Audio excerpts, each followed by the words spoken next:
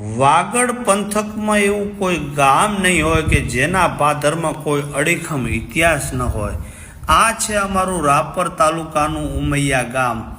અમારા ઉમૈયા ગામના સીમાડે પૂર્વ અને ઉત્તર દિશામાં એક ધૂળકટનું દેરું છે અને ત્યાં કને એક એવી દત્તકથા છે કે ત્યાં એક ટીંબી છે ને પાંડવોના સમય વખતની પાંડવો એમ કહે છે કે ત્યાં રોકાણેલા અને જૂના અવશેષો છે એ મેં અગાઉ વિડીયામાં બતાવ્યા છે. અને ત્યાં એવું કહેવાય છે કે ભાઈ બારવટિયાઓ બેસતા સુમસાન વગડામાં જગ્યા છે, ત્યાં બધા દૂર બહુ ગામ પડે છે, પણ ત્યાં એમની બેઠક હોતી બારવટીઓની ને એ એમ કહેવાય છે કે સુકન જોતા. મિત્રો, સુકન કોણ જોતા?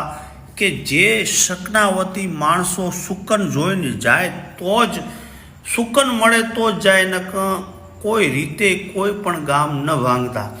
એવું મનાય છે કે ભાઈ દરેક ગામને સુકન મળતું અને ઉમૈયા ઉપર જ્યારે ધીર ધારતા કે આજે ઉમૈયા ગામ ભાંગવું છે, ક્યારે પણ એને ધીર કે એના સુકન થયા ન હતા.